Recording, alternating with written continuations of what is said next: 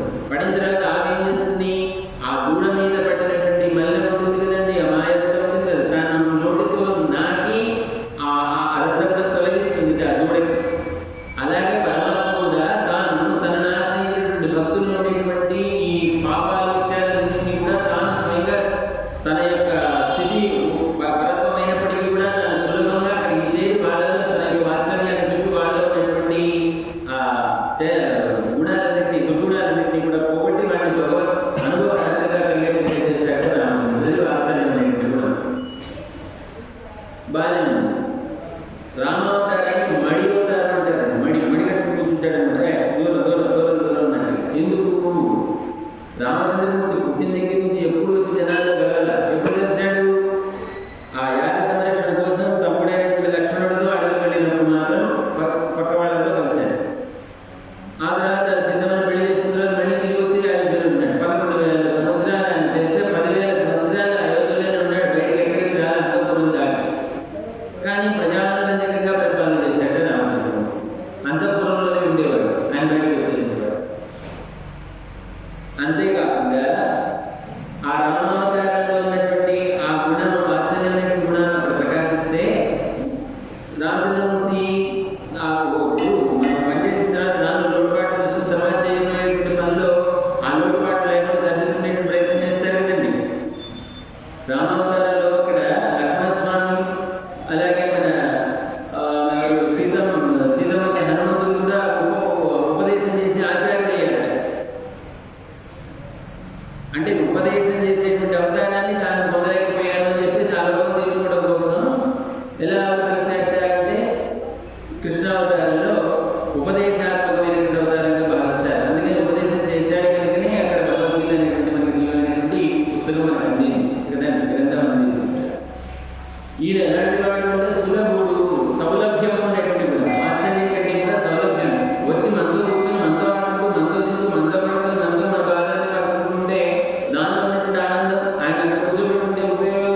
ఆయన వచ్చి మనతో పాటు కలిసి మన బాగులు చూస్తూ మన క్షేత్రమైన చూసుకుంటే ఇంకా ఎంత ప్రేమను పెంచినట్టు మనకి కనుక సౌలభ్యమైనటువంటి గుణాలు ప్రకాశించలేదు. కాబట్టి గుణాలలో రాముడికి మన కృష్ణుడికి ఏం తేడా లేదరా అని అంటున్నారు. అసలు కృష్ణుడిలో ఎంతటి విహీన కృత్యాన్నైనా చేయడానికి దానికి తిరిగాడు. పార్థ సారథి ఒకటి. ఈ కౌరవులకి పాండవులకి ఏమయ్యాడు? దూతగా అయ్యాడా లేదా? వెళ్ళి రాయబారం చేసి దూతగా చేసి వచ్చాడు కదా. అంత దూతగా వెళ్ళడం అనేది చాలా తక్కువ పోస్ట్ అయినప్పటికీ కూడా తన శక్తికి పాండవుల మీద ఉన్నటువంటి ప్రేమతో రాయబారాన్ని వెళ్ళి అక్కడ ఏదో రద్దు చేసుకుందామని వెళ్ళాడా లేదా? ఒకటి. రెండోది సరే యుద్ధాలు అయినప్పుడు అర్జునుడికి రథసారథి అయ్యాడు కదండి. రథసారథిత్వం అంటే ఇంతటి హీనమైనటువంటి కృత్యం తెలిసాడు. సర్వశ్రేష్ఠుడైనటువంటి వాడు, సర్వశక్తివంతుడైనటువంటి వాడు, జగత్కారణ కర్త అయినటువంటి వాడు కృష్ణుడు ఎక్కడ కూర్చున్నాడు? రథంలో అర్జునుడు కాళ్ళ దగ్గర కూర్చున్నాడు కదా. ఆ సారథి కూర్చుంటాడు, కింద కూర్చుంటాడు, అర్జునుడు ఏమో పైన కూర్చుంటాడు. అంత అయినప్పటికీ కూడా తాను భగవద్గీతను ఉపదేశించాడు కృష్ణుడు మన అర్జునుడికి. అంతేకాదు అసలు ఆ గుర్రాన్ని సిద్ధం చేయాలంటే ఆ శుభ్రంగా స్నానం చేసి వాటికి మాలిష్ చేయాలి. ఇది ఏం పని అండి? ఏం నేర్చుకునేవాడు ఏం చేయాల్సిన పరిస్థితి అంటే అంత విహీనమైనటువంటి కృత్యాన్ని కూడా చేయడానికి పాండవుల మీద ఉన్నటువంటి ప్రేమే ఆయనకి సహకరించింది అని చెప్తున్నారు. అంత రహస్యమైనటువంటి రహస్యమైనటువంటి బ్రహ్మ విద్యలన్నింటినీ కూడా కలిగినటువంటి భగవద్గీతని మనకి అర్జునుడి ద్వారా గమనించాడే ఎంత. పోనీ రామో విగ్రహవాన్ ధర్మ, రామో విగ్రహవాన్ ధర్మ. ధర్మం ఎలా ఉంటుందండి అంటే ఒక విగ్రహంలాగా తయారు చేస్తే రాముడు రూపం సంతరించుకుంది ధర్మం. రాముడు ఎలాంటి వాడు అంటే పుంసాం మోహన రూపాయ, అంటే పురుషులను సైతం మోహింపజేసేటువంటి అన్న కలిగినటువంటి వాట నీలమేఘశ్రముడైనటువంటి రాముడు. మన కృష్ణమూర్తి ఏమైనా తక్కువ అంటే ఇక్కడ చెప్తారు. సౌందర్యంలో కూడా రాముడు కంటే అత్యంత అద్భుతమైనటువంటి సౌందర్యం కలిగినటువంటి వాట కృష్ణస్వామి. ఇలా మణి విడంబినీకస్య మనోహరై బహుషిమగ్న మనాంది మండలి వర్ధముంచిత భోముంచిత దీపముంచిత వేదముంచిత అంటే ఈయన అడవికి వెళ్ళేవాడు కదండి. కావాలి అడవిలో మనులు యోగులు ఇట్లాంటి పట్టణాలు ఉండేవాడు కాదు. వాళ్ళు ప్రశాంతంగా ఉండేటువంటి వాతావరణంలో ఉండేటువంటి వాళ్ళు కదా. ఆ అడవిలో పెడితే వాళ్ళు యజ్ఞాలు యాగాలు జపాలు ఇట్లాంటివి వ్రతాలను చేస్తుండేవారు. ఈ వస్తువులన్నీ ఆ కృష్ణమూర్తి యొక్క పద కట్టాలి అంటే నాಳೆ గది కట్టినాడు కదండి.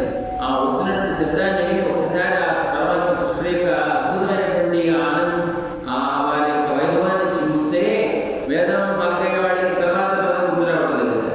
జపం చేసేవాడికి ఆ జపం నిలవట్లేదు కదా. హోమం చేసేవాడికి వాడి ఎదుటి సుక్షువాలు కూడా సహకరించట్లేదు. అంటే అంత అద్భుతమైనటువంటి అందం చేత వాళ్ళందరినీ ఇంట్లో చేసినటువంటి ఆ అందం కృష్ణ పరమాత్మ అని అంటారు.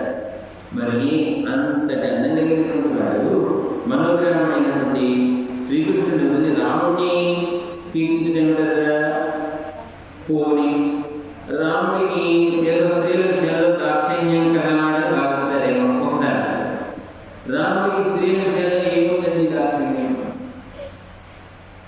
రామ నువ్వు చాలా అందంగా ఉందా, నేను పెళ్లి చేసుకుంటాను అంటే మళ్ళీ తన యొక్క ఏకపత్ని ఉండడానికి ఎక్కడ భంగం కలుగుతుందో అంటే ఒక గాడి పెట్టుకున్నాడు, ఆ ఎర్రగా గుర్రగా ఉన్నాడే వెళ్ళి ఆయన ఆయన అనేది నేను రామసేవ చేయడం కోసం వచ్చాను కానీ ఇప్పుడు నేను పెళ్లి చేసుకోవాలి, లేకపోతే కూడా నాకు ఆల్రెడీ భార్య ఉంది, అక్కడెక్కడో గట్టు ఉందా అంతగా ఉందా, ఆయన బట్టి నేను వచ్చి రామసేవ చేసుకుంటే నువ్వు నన్ను పెళ్లి చేసుకుంటానంటే అదేదో ఆయన్ని అడుగుని చెప్పేసి మళ్ళీ చూడండి ఎక్కడ రాముడికి పంపించారు. ఇది అట్లా జరిగేసరికి ఆమెకి నాన్న నుంచి కోపం వచ్చింది. ఇదిగో నువ్వు నన్ను పెళ్లి చేసుకోను అందరికి కారణం తెలుసా, ఇదిగో పక్కనే ఉంటే సీతమ్మ చూసి కదా నువ్వు నీ సీతమ్మ తినేస్తానని చెప్పి సీతమ్మ చూరుకుంటే రాదు. వస్త్రాన్ని చంపేయాలా లేదా? చంపదు. ఏం చేశారు? పూజలు లక్ష్మణుడు చేశారు, లేకపోతే కలిసిపోసారో చేశారు. అందరూ విహీనంగా తయారు. ఎందుకు చంపేయచ్చు కదా? స్త్రీల విషయంలో దాక్షిణ్యం కలిగిన వాడు, దాన్ని పూలను చంపినటువంటి వాడు, లేకపోతే తాటకి చంపినటువంటి వాడు చూపడానికి కూడా చంపచ్చు కదా? చంపలేదు చూపడానికి. ఎందుకు చంపలేదు అంటే ఆ పోవచ్చు అంటే ఇక్కడ జరిగినవన్నీ తీసుకెళ్ళి ఎక్కడికి చెప్పాలి. వాళ్ళ సోదరులైనటువంటి రాక్షసులందరూ ఉన్నారు కదా, రావణాసుడు, కర్ణుడు, నాగులు, మారీచుడు ఇలాంటి వాళ్ళందరూ ఉన్నారు కదా, వాళ్ళందరినీ ఒక్కొక్కటి పిలిచిరా రావడానికి. ఎందుకు? వాళ్ళందరూ సంహరించాలి. అడవికి వచ్చినటువంటి పురుషార్థం ఏంటి? ఇట్లాంటి రాక్షసులను సంహరించడం కోసమే కదా. మరి వాళ్ళని తీసుకురావాలంటే ఎవరైనా వెళ్ళి ఈ విషయాలు అక్కడ చెప్పి వాళ్ళని రెచ్చగొట్టి తీసుకురావాలి కదా. అది చేసింది చూపడానికి. అందుకని చూపడానికి తేలిగా చంపలేదు రావడానికి. ఆ అంతదాక్షిణ్యం కలిగినవాడండి రామచంద్రమూర్తి అని అంటే, ఒకవేళ సుందరుడు మంచి గుణాలు కలిగినటువంటి వాడు మనకు ఆరాధ్యుడైనటువంటి శ్రీకృష్ణుడిని వదిలి కీర్తించలేవు కదా అని అంటున్నారు. దేవతాంతర భజన కూడదు. మన మనస్సులో మొట్టమొదట ఏ విగ్రహాన్ని ఏ మూర్తిని మనం ప్రతిష్ఠించుకున్నామో ఆ మూర్తినే మనం విశ్వసిస్తూ ఆయనే మనం ప్రార్థన చేయాలి, ఆయనకే సేవ చేయాలి, ఆయనకే కైంకర్యం చేస్తే ఆహ్లాదం ఉంటే వచ్చేవాడు. కానీ మన మనసులో ఒప్పుకోదు కదండి. ఏమండి మీరు అక్కడ కొత్త దగ్గరికి మీరు పాలు వస్తే అబ్బో మీకు కావాల్సినట్టు దొరుకుతాయని నేను చెప్పారనుకోండి, ఏమన్నా మీకు వచ్చినాయా? రోజు వచ్చిన అడ్రస్ పెట్టేసి అక్కడికి అప్పటికి తిరుగుతూ ఫోటోలో బాగుంటుందా, ముందే పాలు వస్తుంది నీకు తెలుస్తుందా? ఆ పాము కలిపితే ఈయన కదా మనం చేయించుకోవాలి, ఈ వదిలిపెట్టి అక్కడెక్కడ అని. అది దీని ఏమంటారు? దేవతాంతర భజన అంటారు. అన్ని ఫలాలు ఇచ్చేటువంటి వాడు ఉంటే నారాయణ. మరి ఇంద్రాది దేవతలు మిగతా ఆ కింద కేంద్రంలో ఉన్నటువంటి దేవతలన్నీ మనం అందరం కూడా ఏదో తాత్కాలికంగా ఫలిస్తారని చెప్పేసి వెళ్ళామనుకోండి, ఏమవుతుంది? ఆయనకు కొబ్బరికాయలు కొట్టి పులిహోర చేయించి లేకపోతే ఇంకో కొమ్మలు చేయించినా కూడా ఆయన తిని ఫలానా వాడు అడుగుతున్నాడు ఏమన్నా ఇవ్వమంటావా లేదా స్వామి ఆయన అడగాల్సిందే. సరే ఇస్తే ఇవ్వు అని ఆయన చెప్తే ఆయన ఇవ్వాల్సిందే తప్ప వాడికి అధికారం లేదు. కాబట్టి కృష్ణుడు రాముడిని చూపిస్తారంటారు కదా అని అంటారు.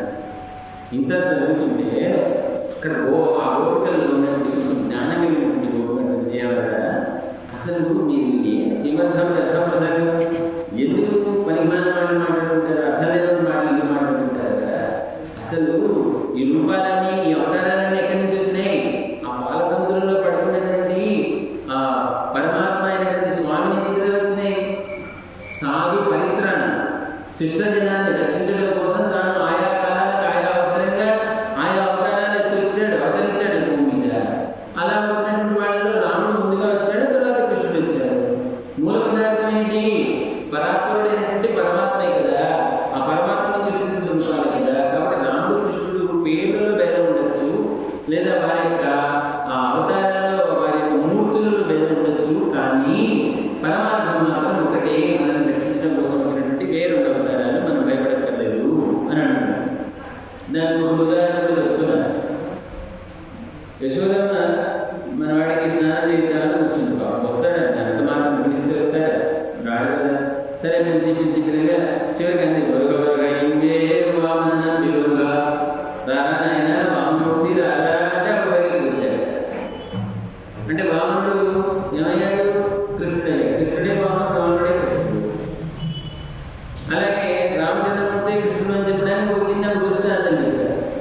పిల్లలకి కాస్త నిద్ర రావాలంటే ఊరుకుంటారు వాళ్ళు.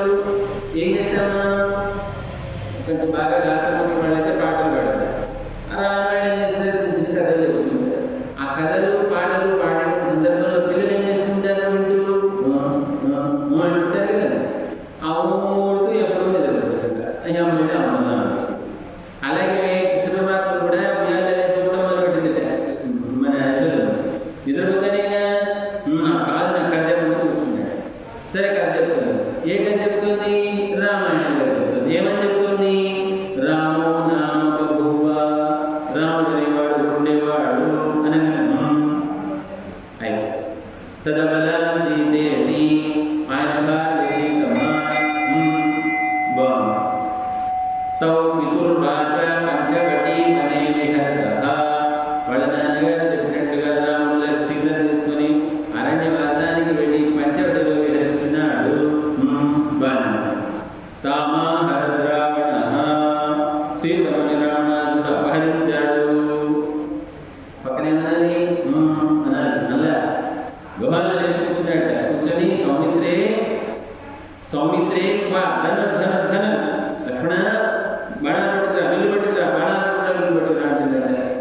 కృష్ణుడంతటి వాడు ఎక్కడ రామాయణ కథ చదువుతుంటే ఇక్కడ సీతని రాముడు రావణాసుడు అపహరించాడు అన్న మాట చెడుకుని కూర్చున్నాడు. సౌమిత్రే లక్ష్మణ బాణాలు తీసుకుంటున్నాను. ఈ బాణాలు ఎప్పుడు ఎవరు వస్తారు అంటే లక్ష్మణస్వామి కూర్చుంటాడు కాబట్టి. అంటే ఇక్కడ సీత పేరు చెప్పగానే ఎవరైనా కూర్చున్నాడంటే కృష్ణుడిని సీత రాముడు ఒకటే కదా, మనం ఎందుకు మనం ఆడుకోవడం. అయితే వీళ్ళల్లో ఒకరికొకరు కాంప్రమైజ్ అయ్యారు. ఏమిటి కాంప్రమైజ్ అయింది అని అంటే, సరే కదా రాముడు కృష్ణుడు ఒకటే, అసలు మూల ఉదాహరణ సత్యనారాయణ ఆయన చిన్న అవసరాలు బాగానే ఉంది. సజాతీయంగా మనతో పాటు ఉంటున్నటువంటి వాడు కృష్ణుడు కదా, ముందు మనం కృష్ణుడిని కీర్తించి తర్వాత రాముడిని కీర్తిద్దామని కాస్త కాంప్రమైజ్ అయ్యారండి అభోగతులు. అయ్యి ఈ వేడి పాత్రలో రాముడిని కృష్ణుడిని ముందు కీర్తిస్తూ తర్వాత రాముడి యొక్క లీలని కీర్తిస్తూ ఈ పాత్రను నడటని మనకి అనుభవిస్తారనమాట. ఈ పాత్రలో చెప్పినటువంటి గోపికి ఎలాంటి అంటే అద్భుతమైనటువంటి నేత్ర సౌందర్యమైనటువంటి గోపాలంట. నేత్రము అంటే కన్ను అంటే జ్ఞానం, జ్ఞానం అంటే తెలియజేస్తుంది స్వస్వరూపం, మన యొక్క స్వరూపాన్ని, పరస్వరూపం, పరమాత్మక స్వరూపాన్ని తెలియజేస్తుంది కన్ను అని అంటున్నారు. జీవుడు మనందరూ కూడా పరమాత్మకి చెందినటువంటి వాళ్ళను, మనంతా కూడా పరమాత్మ చేతనే రక్షించబడేటువంటి వాళ్ళను, పరమాత్మకే మనం పరమంతులు. ఈ మూడు కలిగి ఉండాలి.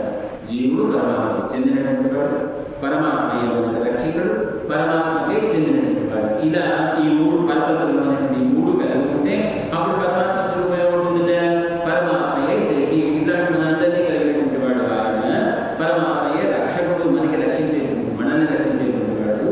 ఇంకొకటి ఆయన మనందరినీ నియమించేవాడు అనేది స్వరూపం కనుక మనకు తెలిస్తే ఇక మనకు కావాల్సింది పరమాత్మ కోసమేనండి కదా అని అంటారు. అలాంటి జ్ఞానం కలిగినటువంటి గోపాలకే ఇవన్నీ గోపాలుగా మన తల్లి పాత్ర మనకి ఏమనిపించారు ఒకసారి రావాల్సింది అర్థం అవకాశం చెప్పుకునే ప్రయత్నం మండాలు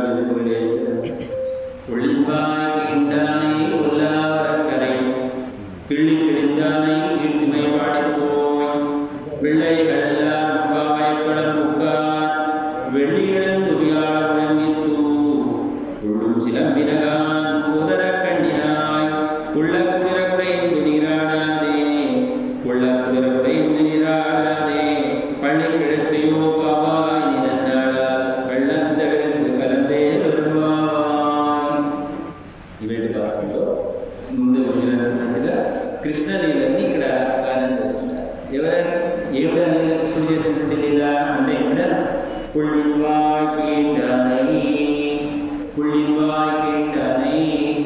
ఒక కొంగ యొక్క దవడను చీల్చి కొంగని సంహరించినటువంటి వాడు అని అంటున్నారు. అంటే ఒక పక్షి శరీరాన్ని ఆవహించాడంటే ఒక రాక్షసుడు, వాడికి ఏం పేరు బకాసుడు అని అంటారు. వీళ్ళకి ఒక కుటుంబం అండి. బకాసుడు అనేవాడు ఒకడు, పోగదనేది ఒకటి, ఇంకొకరు కూడా ఆధారకుడు అనేటువంటి వాడు, ముగ్గురు బకి వంశానికి చెందినటువంటి వాడు. పోతనేది ఈ చివరి మిగిలింది ఎవరంటే అకాసురుడు వెళ్ళిపోయాడు. మూడవ కంసుడు పంపించాడు, నువ్వు వెళ్ళి కృష్ణుని లేకపోతే చేయి అని చెప్పేసి ఇక్కడ ఒకసారి అర్థం చెప్పేసుకున్నా. ఆ బకాసుడు యొక్క నోటిని చీల్చినటువంటి వాడు, నోటిని చీల్చి తనను కాపాడి మనలందరినీ కూడా కాపాడుతున్నటువంటి శ్రీకృష్ణుని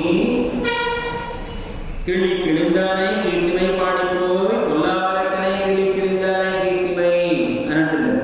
దుష్టుడైనటువంటి రావణాసురుడిని గిల్లి రావణాసురుడి తలని గిల్లి మారేసినటువంటి ఆ శ్రీరామచంద్రుడిని వీరి యొక్క కీర్తిని మనం పాడుకుంటూ కృష్ణ పరమాత్మ మనకి ఇక్కడ బలాన చోట వ్రతం చేద్దాం, వీళ్ళందరూ అక్కడికి రెండేదన్నారు కదండి, అక్కడికి అందరూ కూడా చేద్దామా మేము అని అంటున్నారు. అందరూ వెళ్ళిపోయారా? వెళ్ళిపోయారు. అవును, ఇక నేనెందుకు, అయ్యా నువ్వు లేకపోతే మాకెళ్ళమ్మా, నువ్వు కూడా ఉండవలసిందే అని అంటూ అయినా తెల్లారింది అని చెప్పడానికి ఏంటి తెల్లారింది అంటే తెల్లారిందా అన్నట్టు వెళ్ళి ఇడందు సూర్యుడు శుక్రుడు ఉదయిస్తున్నాడు, బృహస్పతి అస్తమిస్తున్నాడు. అంటే మనం నిద్రలేదని మనకి ఉదయం సూర్యుడు చుక్కగా అనిపిస్తుంది. అది వీళ్ళందరూ గొప్పగా కదండి, వాళ్ళకి గడియాలు పాడ సన్నాయా పాచున్నాయా లేవు కదా. వాళ్ళంతా కూడా ఆకాశంలో ఉండేటువంటి ఆ కదలికలు చూసి తెల్లారింది తెల్లారిపోతుంది అనేటువంటి అంశాన్ని వాళ్ళు చెప్పగలుగుతారు. అలాగా సూర్యుడు తూర్పును మొదలిస్తున్నాడు కదా, మరి బృహస్పతి ఏమో అస్తమిస్తున్నాడు. మరి తెల్లవారిని చెప్పడానికి గుర్తు కాదంటే అంగీకరించకపోతే మళ్ళీ గుర్తు చెప్తున్నారు. ఏం చెప్తున్నారు? పుళ్ళు చిలంబిన పక్షులు కూతురు చూస్తున్నాయి. 2 పక్షులు అయిపోయినాయి. మొదట పక్షుల్లో 6వ పక్షుల్లో పక్షి అయిపోయింది, 7వ పక్షుల్లో పక్షి అయిపోయింది. మళ్ళీ కొత్త పక్షులు వచ్చినాయి. ఈ పక్షులు ఎలాంటి పక్షులు ఉంటాయి? ఆహార సంపాదన కోసం వెళుతూ మధ్యలో కలిసినప్పుడు మళ్ళీ మాట్లాడుతున్నటువంటి మాటలు.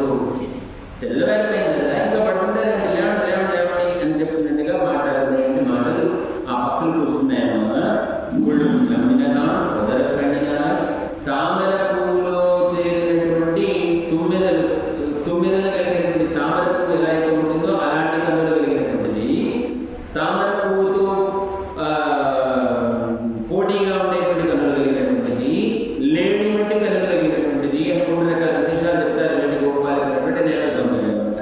అలాంటి పోదరి కండినా పోదు అది కండినా పోదరి కన్నుడు పోదు అంటే తామర పువ్వు, అది అంటే లేడి లాంటి కన్నులు, పోదు అది తామర పువ్వులో చేరినటువంటి అంటారు తుమ్మెదలు చేరినప్పుడు తామర పువ్వు ఎలా కనిపిస్తుందో అలాంటి నేత సౌందర్యం కలిగినటువంటిది పోదరి కండినా కుళ్ళకుడైంది నిరాడాలి అమ్మ.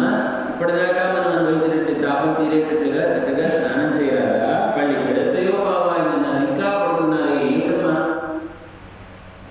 చక్కగా స్నానం చేసి మనకి కలిగినటువంటి తాపాన్నంతా తీర్చుకుని ఇలాంటి రోజు మళ్ళీ రాకపోయేటువంటి భావంతో లేచి రావాల్సిన దాన్ని కళ్ళంతా నువ్వు ఏదో నీ మనసులో ఏదో పెట్టుకుని నువ్వు లేవకుండా కూర్చున్నావమ్మా, లేచిరా మాతో కలవలసింది అని చెప్పేసి నీ కపటాన్ని ఏది మాతో కలవలసింది అని చూస్తూ ఉంటారు.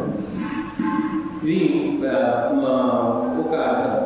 తర్వాత దీంట్లో కొంచెం విశేషాన్ని పెడితే పుళ్ళిపాయి కింద బకాసుని యొక్క నోటిని చీల్చినటువంటి అంటే కృష్ణుడు చాలా చేశాడు కదండి. కాళీయ మర్దనం చేశాడు ఆయన శక్తికి మించి. ఆ 7 రోజులు అహోరాత్రాలు ఏమైతే పెట్టాడు, గోవర్ధనగిరిని ఎంత పెట్టాడు కదా, అది అభిమానం చేసింది. చిన్నపిల్లవాడు అలా ఎంత పెట్టాడు, అంతటి గొప్ప చేసింది లేదు చేసినటువంటి ఒక చిన్న పొంగన్నప్పుడు అదే కదా ఇదే కృష్ణుడికి మీరు కీర్తించడం అంటున్నాను. నువ్వు ఏ సందర్భంలో తీసుకున్నా కృష్ణుడు రాముడు చేసిన దేన్నైనా కూడా మనం ఒకసారి ఆలోచిస్తే పరమాత్మని మన నుంచి దూరం చేయడానికి ప్రయత్నం చేసేటువంటి అసురులు వాళ్ళందరూ కూడా. అది చిన్నవాడ పెద్దవాడ అనేటువంటి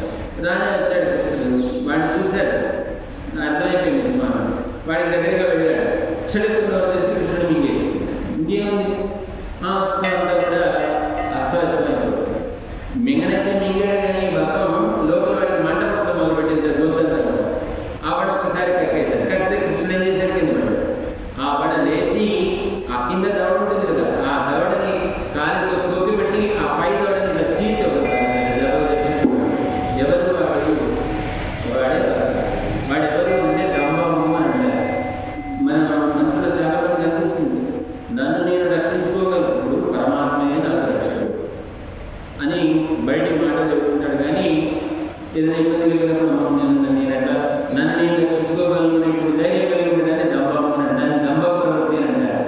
ఆయన రక్షకుడైనప్పుడు నువ్వేమైపోతే పోతావు ఆయన దగ్గరికి అనేటువంటి భావన కాకుండా తనను రక్షించుకోవడానికి ప్రయత్నం చేసేటువంటి వాడు ఉంటాడు. వాడి దంభము ఇది చాలా ఒక దుర్గుణము, ఇదొక అది గుణము కాదు.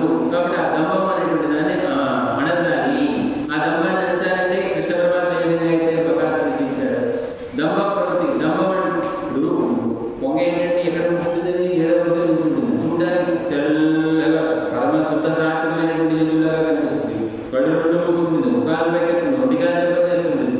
దగ్గరికి చేపరాగానే చెట్టు ఉంటుంది కదా. కాబట్టి తనను తాను పోషించుకోవడానికి అది ఆ వేషం వేసి జరుగుతుంది. అలాగే మనల్ని మనం పోషించుకోవడానికి మనం కూడా ఇలాంటి వేషాలు వేయకూడదు. మనం ఆయన రక్షకుడు అని భావించినప్పుడు దాన్ని దంభం అంటారు. కాబట్టి దంభాన్ని మనం విడవాలి అనడానికి ప్రతిగా మనకి పొడివాయిగానే అనేటువంటి మాటలు ఇక్కడ చెప్తున్నారు. తర్వాత ఏం చేశారు? రాముడికి ఇచ్చారు కదా, కొల్ల అరక్కనే దుష్టుడైనటువంటి అరక్కనే రాక్షసుడు. దుష్టుడైనటువంటి రాక్షసుడు అని అనగానే రాక్షసులందరూ కూడా దుష్టులే కదా. ఆ దుష్టుల్లో పరమ దుష్టుడు ఎవరు అనేటువంటి మాట బయటికి వినిపించింది అనగానే ఎవరు కుదానికి రావణాసుడు.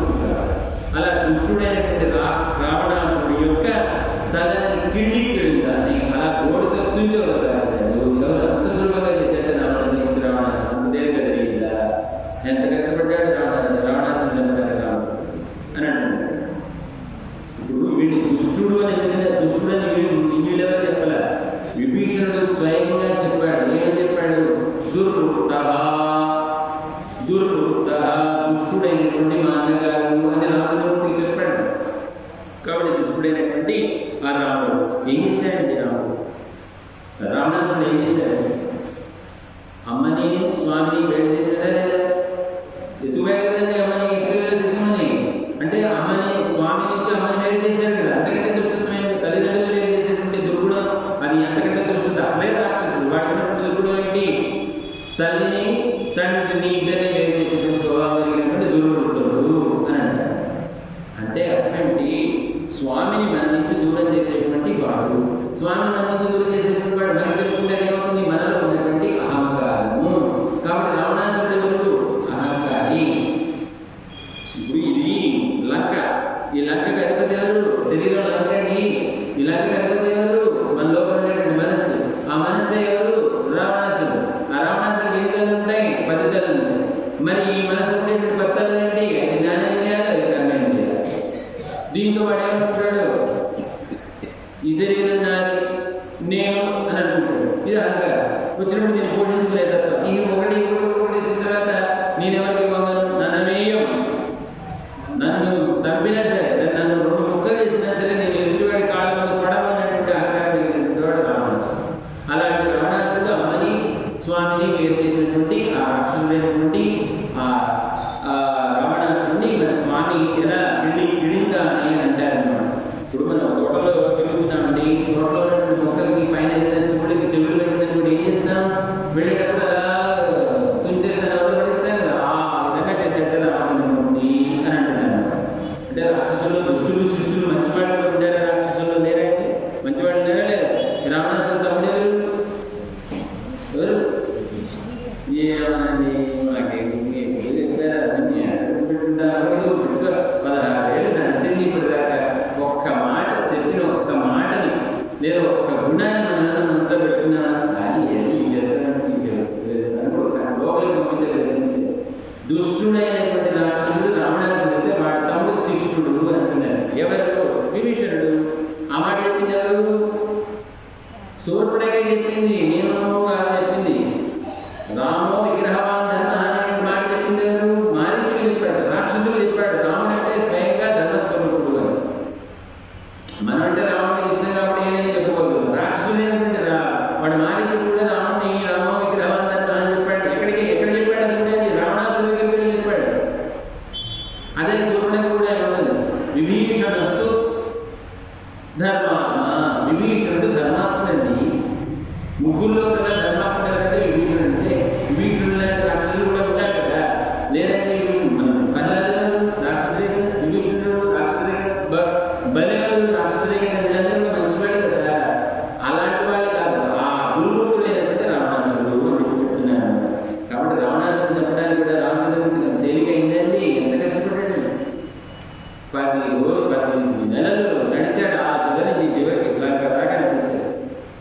లంక దాకా నడిచిన తర్వాత మధ్యలో సుగ్రీవుడితో స్నేహం చేశాడు. హనుమంతు ప్రేషణం జరిగింది.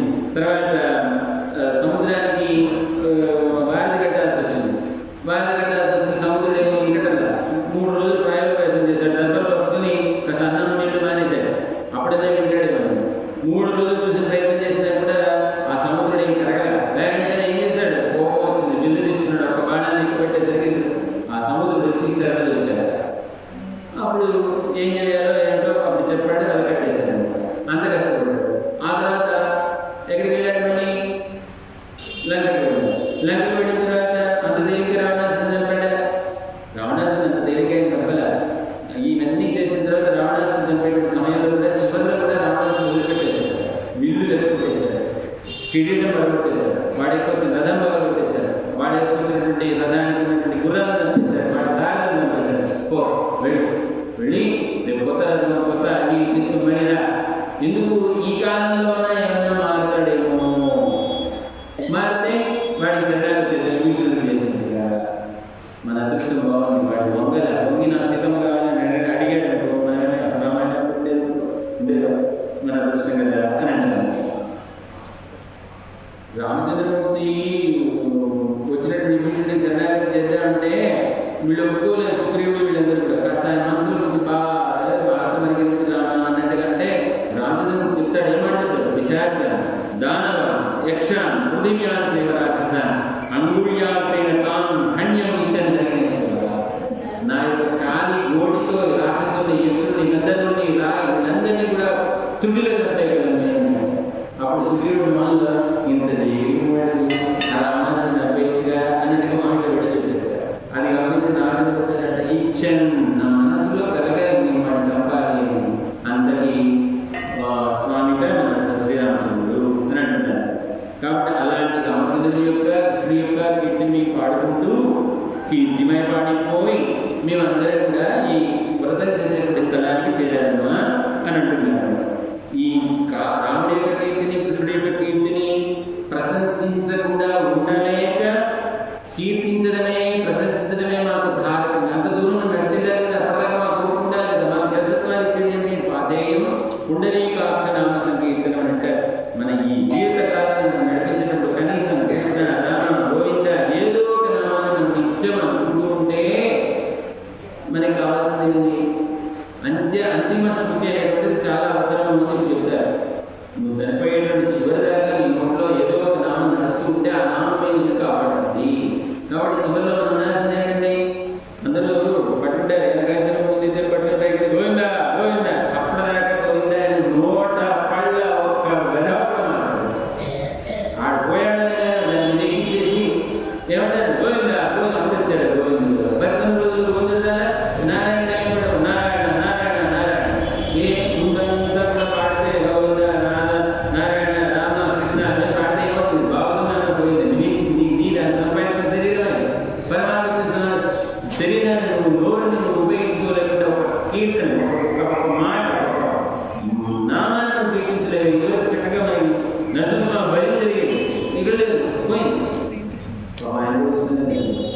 కాబట్టి మన జీవితకాలంలో నడవాలి అని అన్నప్పుడు మనం తినేటువంటి ఆహారం కాదు మనం నిలిపేది ఆతేయం పుండరీకాక్షనామ సంకీర్తన. అలాంటి సంకీర్తన మనం చేస్తూ నడిస్తే మనకి ఎంత దూరాన్ని జరగదు. మనం చేరాల్సినటువంటి చోటికి చేరుతాము అని చెప్పి చెప్తున్నారన్నమాట. కాబట్టి ఇక్కడ పెళ్ళందరూ పిల్లలందరూ కూడా వ్రతం చేసేటువంటి క్షేత్రానికి మేము చేరుతున్నామమ్మా. తెల్లారి గుర్తుకు చెప్పుకుంటూ శుక్రుడు దయించాడు, గురుడు అస్తమించాడు. శుక్రుడు దయించడం శుక్రుడు అంటే ఎవరు? రాక్షసులు గురువు.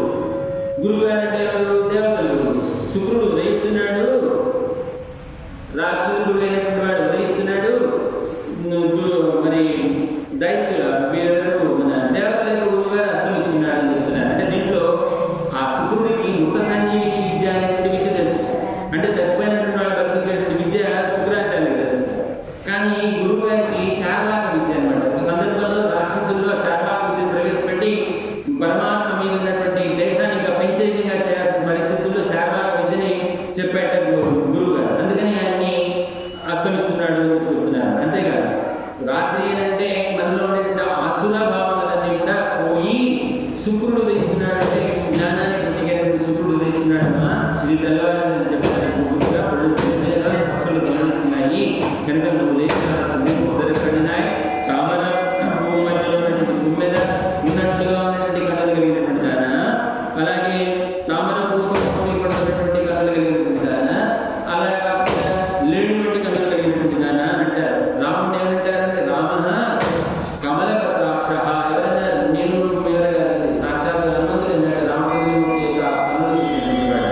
మరి అమ్మ సీతమ్మ ఏమన్నారట? అసితేక్షణ, నల్లని కనుగుడ్డు అంతటి కమల పత్రాక్షుడైనటువంటి రామచంద్రమూర్తి అసితేక్షణ అంటే అందమైనటువంటి నల్లని కనుగుడ్డు సీతమ్మ కోసం తానే స్వయంగా వెళ్ళాడా లేదా?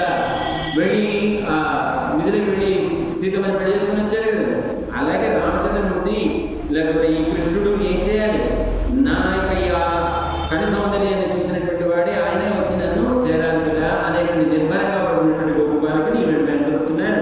పుళ్ళి కూడా రైతు నిరాడాదే చల్లగా మనంతా కూడా ఇప్పటిదాకా కలిగినటువంటి తాపం అంతా కృష్ణ విరహం చేత కలిగినటువంటి తాపం అంతా కూడా శ్రమించేటట్లుగా చక్కగా స్నానం చేయదమ్మా.